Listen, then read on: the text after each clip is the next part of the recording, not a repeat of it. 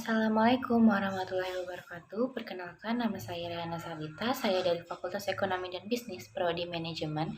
Di sini saya akan mempresentasikan hasil jawaban ujian tengah semester dari mata kuliah Pengantar Manajemen dengan dosen pengampu Bapak Joni Tesmanto.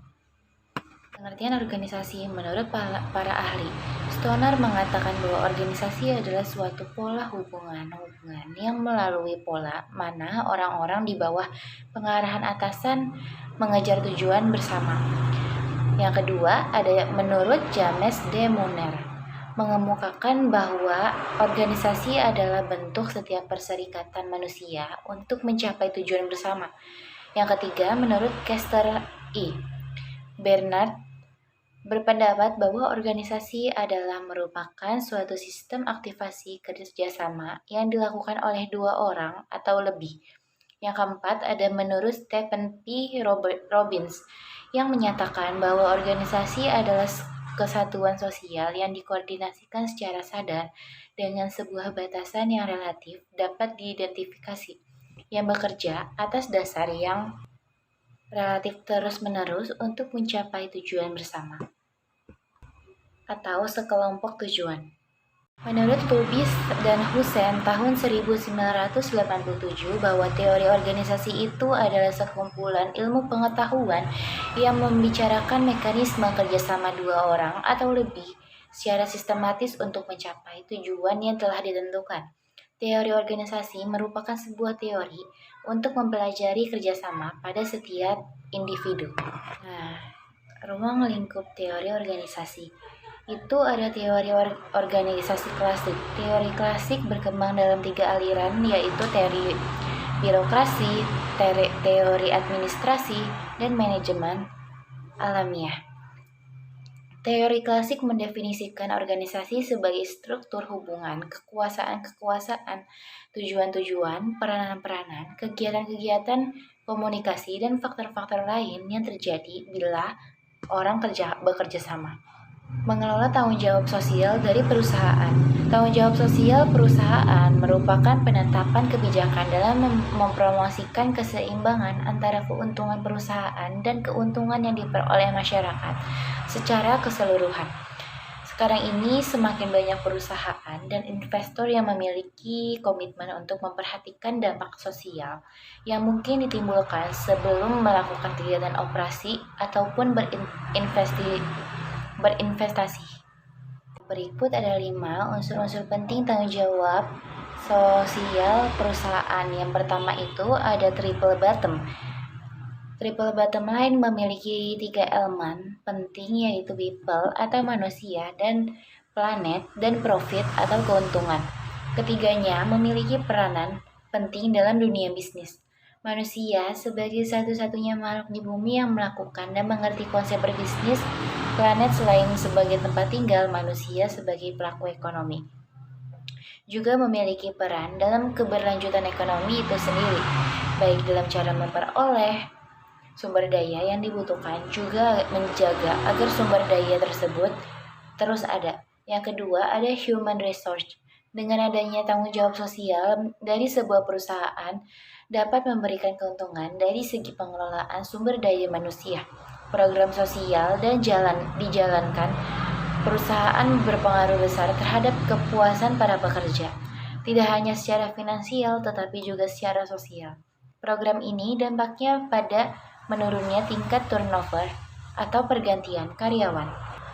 Lalu yang ketiga, ada manajemen risiko. Dibutuhkan waktu bertahun-tahun dalam membangun reputasi baik perusahaan, tapi hanya dibutuhkan beberapa jam untuk merusaknya. Hal yang mungkin terjadi adalah adanya kecelakaan yang dampaknya merusak lingkungan. Contoh nyata yang bisa kita ambil adalah bencana lumpur di Sidoarjo.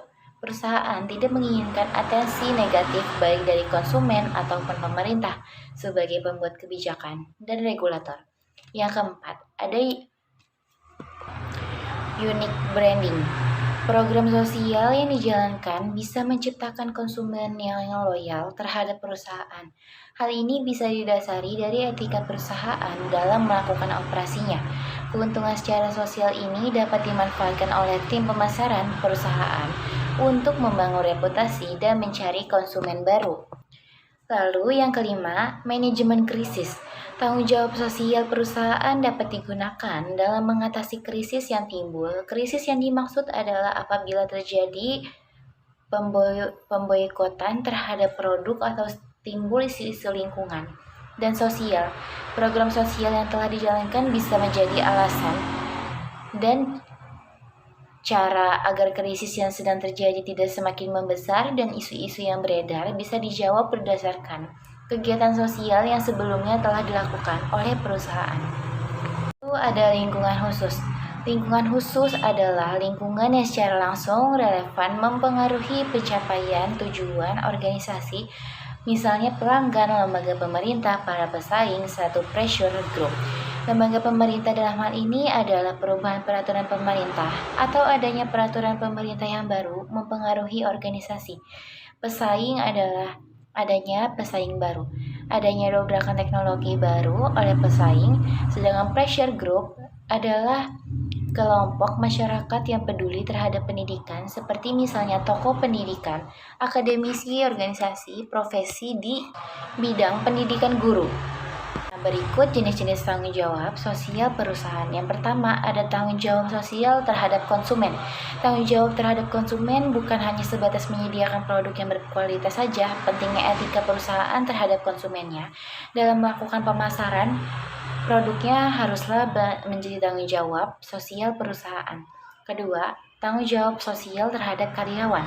Hal selanjutnya, pelunasan tanggung jawab sosial terhadap karyawan yang dimiliki perusahaan tidak hanya sebatas membayarkan gaji, tetapi juga perusahaan harus menyediakan tempat kerja yang aman dan manusiawi. Apabila pekerjaan yang dilakukan memiliki risiko tinggi, maka sebagai bentuk tanggung jawabnya perusahaan harus memberikan asuransi ataupun tunjangan yang setimpal dengan risiko yang dihadapi pekerjanya. 3. Tanggung jawab terhadap lingkungan. Lingkungan merupakan faktor penting yang tidak hanya bagi keberlanjutan bisnis perusahaan, tetapi manusia secara umum. Perusahaan yang tidak memikirkan dampak sosial dan lingkungan dari operasinya akan memperoleh reputasi buruk yang dapat menimbulkan masalah untuk kedepannya. Yang keempat, ada tanggung jawab sosial terhadap komunitas. Giving back to community adalah kalimat yang sering digunakan perusahaan dalam aktivitas sosialnya. Hal yang dilakukan perusahaan adalah memberikan layanan kesehatan secara gratis, membuat program yang menginspirasi wanita, memberikan beasiswa, dan masih banyak lainnya. Sekian presentasi dari saya, kurang lebihnya mohon maaf. Wabillahi taufiq wal hidayah. Wassalamualaikum warahmatullahi wabarakatuh.